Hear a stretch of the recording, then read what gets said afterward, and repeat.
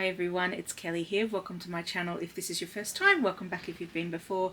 Lovely to have you either way. On this channel we talk books, and today I am recording a book haul from all the way back in April. So I'm currently playing catch up for my book hauls and my wrap-ups to let you know what I've been reading. So my previous video will have been my wrap-up for the month of April, and here is the haul. This is a, for me, quite sensible sized haul. The next one is going to be huge, so keep an eye out for that one as well.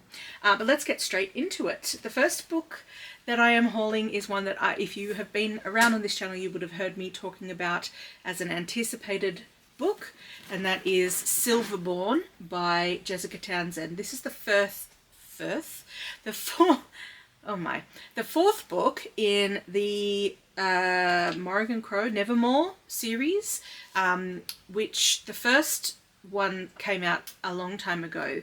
We've had 3, and then there's been a really big gap while we've been waiting several years for this one to come out. So thank goodness it is now here. I now have my copy. I need to do a quick recap of the other 3 books just to remind myself what happened in those before I get into reading this one, but I anticipate that I'll be getting to it sooner rather than later. So I'm quite excited about that. I won't tell you what this is because it's the 4th in a series. I won't give you a synopsis of the book, but essentially this is a fantasy series for middle grade, and it is about a girl who, I mean, it's magic, but it's also kind of science in this world, but she has some powers that she discovers in the first book, and then the second and third books she's sort of learning more about her powers and how to sort of harness and control them in a safe way. So this is the 4th book in the series. I have no idea about the specifics of what's going to happen here, but I'm excited to get to it as soon as possible. The next book that I picked up new is Unsettled by Kate Grenville, A Journey Through Time and Place. Kate Grenville wrote a book called Restless Dolly Maunder that I read last year and quite enjoyed. It was nominated for the Women's Prize for Fiction. This is a non-fiction, however, and it is a follow-up to one of her other fiction titles, which is called The Secret River. So in that book, which I haven't yet read, I do have it on my shelf, but I haven't read it yet. But in that book, it was based on the story, I'm just reading this from the back now, the story of her convict ancestor, an early settler on the Hawkesbury River.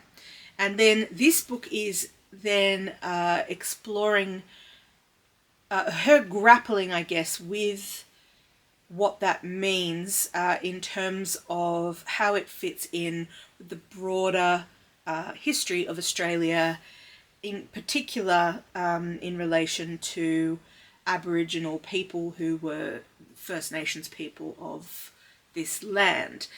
So she's kind of grappling with that history in this book and kind of bringing her ancestors' history together with the First Nations people of the areas in which they lived, and sort of sitting with that is my understanding of what this book is about, and I'm excited for it. So yeah, was very keen to pick this up. If I didn't already say so, this first section, this is how I often run my my book haul videos, is I go through the books that are brand new first, and then I go to secondhand books. And in this book haul, those 2 piles are roughly the same size. In my next one for May, one of those piles, the new book pile, is quite small comparatively to the secondhand book pile, which is the norm for my hauls. So this is quite unusual. I guess I didn't do a lot of secondhand shopping in the month of April. I must have been otherwise occupied. The next new book that I picked up is this one, which is Excellent Women by Barbara Pym. I haven't read any Barbara Pym before, but I've heard good things about her in general and about this book specifically.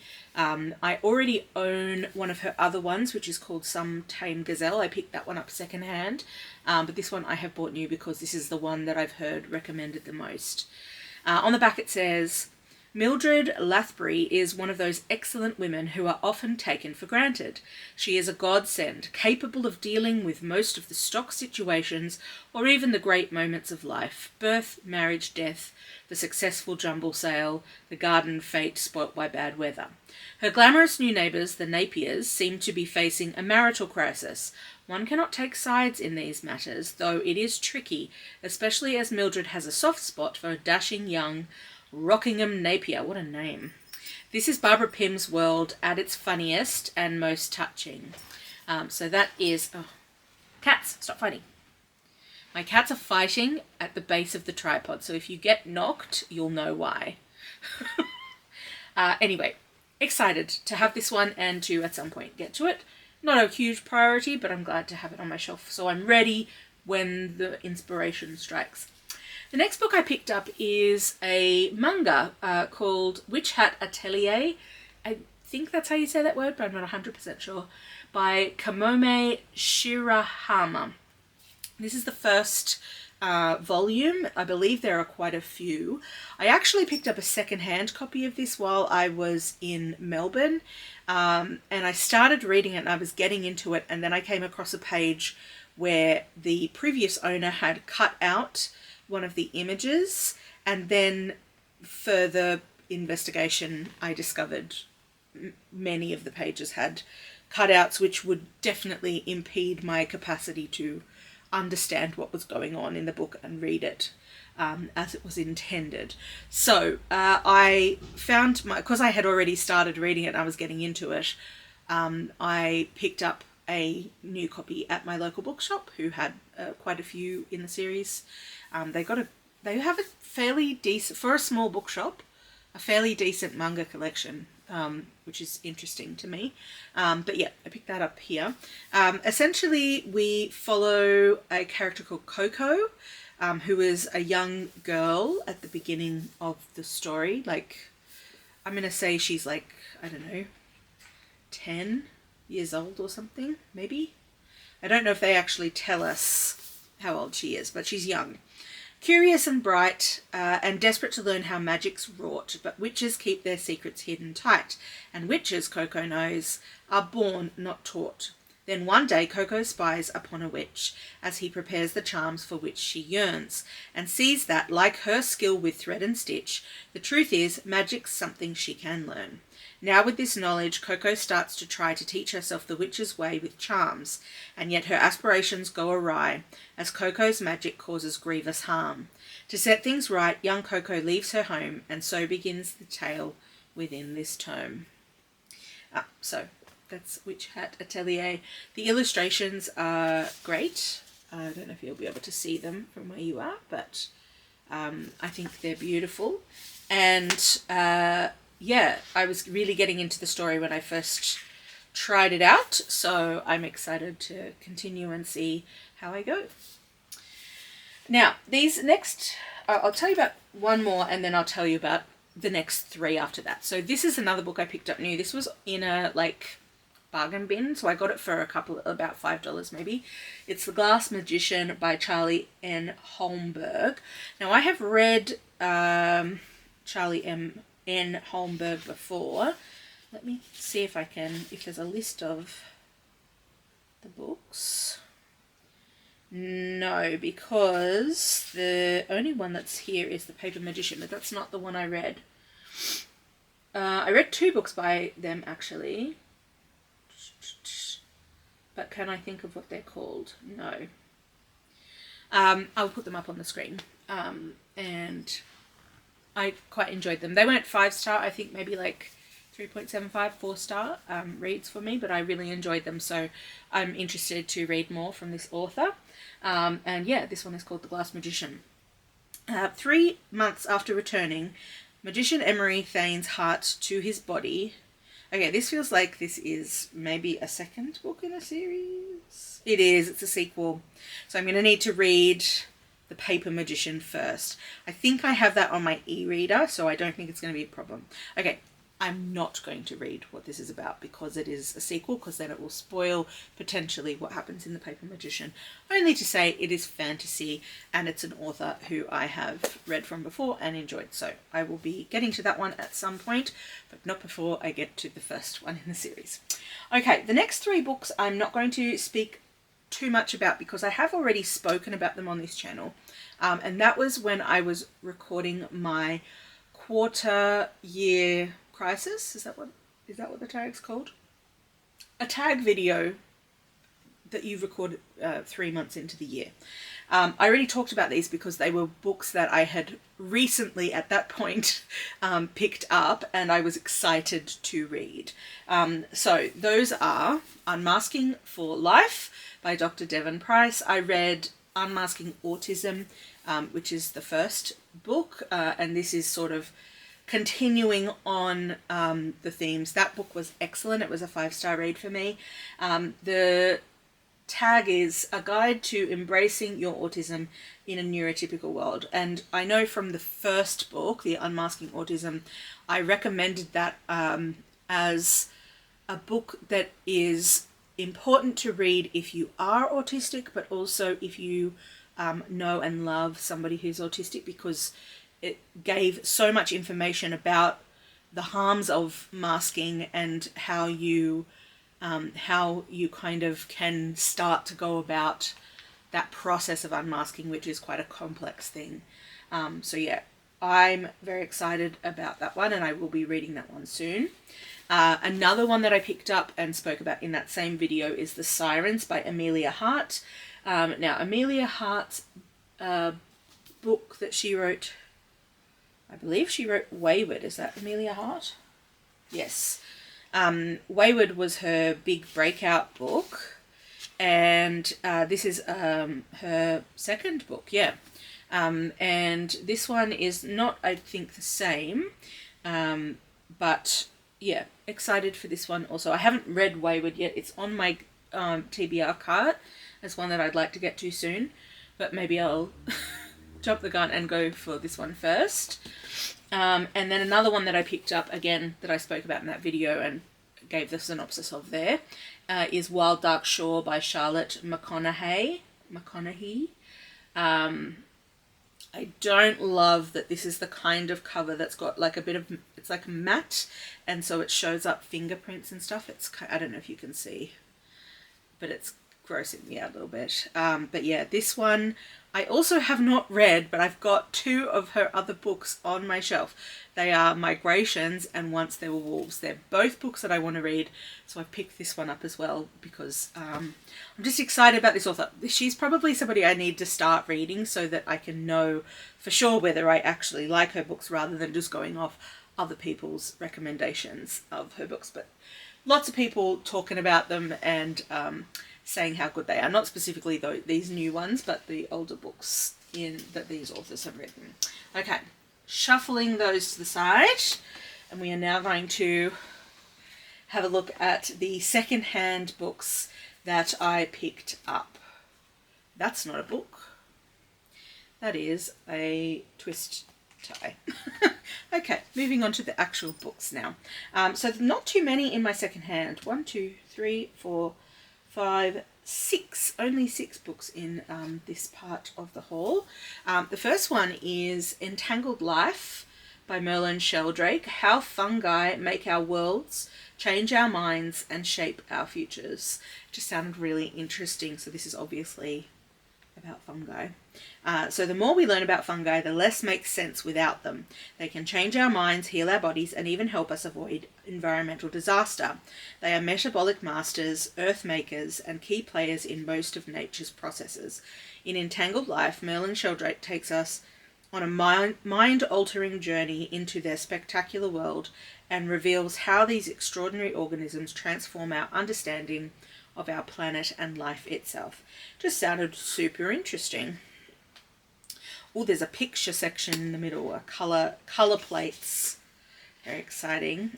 This was originally published in 2020 by Penguin Random House. This is, although it says vintage on the side. But I got this for $4. Bargain. The next book I picked up secondhand was Ghost Empire by Richard Fidler. Richard Fidler is an Australian broadcaster, so he's a radio guy, but he writes books about topics of interest to him. So very exciting. This one was published in 2016, but I have a couple of other books of his on my shelf to read that I also have not yet read. So this one, it says, in 2014, Richard Fidler and his son Joe made a journey to Istanbul, fired by Richard's passion for the rich history of the dazzling Byzantine Empire, centered around the legendary Constantinople. We are swept into some of the most extraordinary tales in history. The clash of civilizations, the fall of empires, the rise of Christianity, revenge, lust, murder. Turbulent stories from the past are brought vividly to life at the same time as a father navigates the unfolding changes in his relationship with his son. So interesting. So I kind of like that kind of mingling of like a personal story of the author or memoir-y type of or reflections, essay, with history. I like that. I like that idea a lot. So that will be a good one to get to at some point. This one is held by Anne Michaels, and this was a Women's Prize for Fiction nominee last year, I think. So that was why I picked it up when I saw it secondhand again for $4. So this one says, 1917, on a battlefield near the river Escaut, E-S-C-A-U-T. John lies in the aftermath of a blast, unable to move or feel his legs. Struggling to focus his thoughts, he is lost to memory. An encounter in a pub by a railway, a hot bath with his lover on a winter night, his childhood on a faraway coast as the snow falls. 1920. John has returned from war, alive but not whole. Reunited with Helena, an artist, he reopens his photography business and endeavours to keep on living. But the past erupts insistently into the present as ghosts begin to surface in his pictures. So begins a narrative that spans 4 generations, moments of connection and consequence igniting and reigniting as the century unfolds. In luminous moments of desire, comprehension, longing, transcendence, the sparks fly upward, working their transformations decades later. That sounds super interesting. So yeah, we'll get to that one at some point, but excited to have found that one on my second-hand shopping adventures. The next one I picked up is Meet Me at the Intersection. And I picked this one up. So it's edited by Rebecca Lim and Ambelin Kwaymullina. I don't know Rebecca Lim, but Ambelin Kwaymullina is an Aboriginal writer that I do know the name of. And it is writing from several different authors, I'm guessing. Okay, so these are essentially... Okay, let me just read the back instead of trying to summarize it for you as I read it myself. It says, literature without diversity presents a false image of what it is to be human. We invite you into our worlds. Meet us at the intersection. Own voice memoir, poetry and short fiction by writers who are First Nations, people of colour, LGBTQA+, or living with disability, exploring life from each author's unique perspective. And the authors that I recognised on the front cover, who I've heard of or have read from before, are Omar Saker. I've read a poetry collection of his. Ellen Van Neven is also an Aboriginal poet, and I haven't read her collection, but I have it on my shelf. Ezekiel Kwaymullina, also an Aboriginal author. And Alice Pung, I've read a book by her, a novel by her, which was nominated for the Stella Prize a couple of years ago, called 100 Days, I think. But yeah, so I don't recognise all the names that are on the front cover, but yeah, I'm interested to read a collection of different types of writing from own voices authors. Sounds super interesting to me. So yeah, that's that one. The next one is called Wild Things by Sally Rippin. Sally Rippin is a children's author here in Australia, I believe. She is currently the Children's Laureate here in Australia, I think, or she has been. She's either current or she was the previous one. But the subtitle on this one is How We Learn to Read and What Can Happen If We Don't. And I had heard about this one, and this was published quite recently, 2022, so not too long ago. So it says on the back, when best-selling children's author Sally Rippin discovered her child was struggling to read, she assumed it would sort itself out over time. She couldn't have been more wrong. Her son's dyslexia and ADHD went unsupported for years, leaving him behind his peers and labelled difficult by an education system that couldn't easily cater to neurodivergent kids. By the time Sally learned how to advocate for him, it was almost too late. Told through the eyes of a parent who started out by doing everything wrong, Wild Things is about how we can help all kids find the joy in reading and advocate for them throughout their schooling careers. After all, they say school isn't for everyone, but if everyone must go to school, then why not? I'm a teacher, that's my day job, and specifically I'm a learning and support teacher. So yeah, this is very close to my heart in terms of like reforming and the education system to better support neurodivergent kids in particular. That is a particular interest of mine. So yeah, I'm interested to read Sally Rippin's perspective on that as a parent and also as an author of children's books. Very good intersection there for the topic at hand. And the last book that I picked up is this one, The Wonderful Thing About Phoenix Rose by Josephine Moon. Now, I had heard about this one as a book about an autistic woman, and yeah, okay. Neurodivergent, it says on the back. This was published in 2023. It says, Phoenix Rose, a 35-year-old neurodivergent teacher, is at a crossroads in her career and in her relationship with her boyfriend, Zach. But when she receives an urgent plea from a friend in Tasmania who needs to rehome her beloved animals, Phoenix, who has always led with her heart, spontaneously decides to help.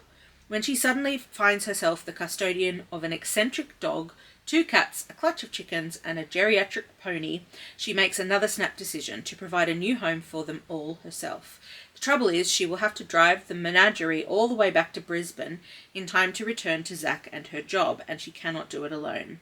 She enlists the help of Lily, a colourful younger woman who is also neurodivergent, as well as resourceful members of their online community. Together, the new friends must navigate unexpected twists, setbacks, and moments of heartbreak and triumph as they both move towards a new identity and understanding of themselves. I believe, potentially, that this is an Own Voices neurodivergent book. I'm just going to see if there's anything in the... No, there isn't. Oh, she wrote the tea chest. I think I have that. I think I've got a copy of the tea chest. Yes, I do. I'm looking at it now on my other cart that's just over there. Okay, I did not know that. I already have a book by this author that I have not yet read. But yeah, this is an Australian author. Question mark Own Voices neurodivergent. We'll have to see. But I feel like it might be. I think that's where I heard about it. Anyway, excited to have this one too, and to get to that one at some point as well. Okay, that's it. That is the haul. Thank you so much for watching my catch-up haul for April. Keep an eye out for the next video, which probably is going to be my wrap-up for May, and then we're getting much closer to being up to date with the videos, and then we can kind of just get on with our year, get on with the channel as we go. So thank you very much for watching, and I will catch you on the next one. Bye.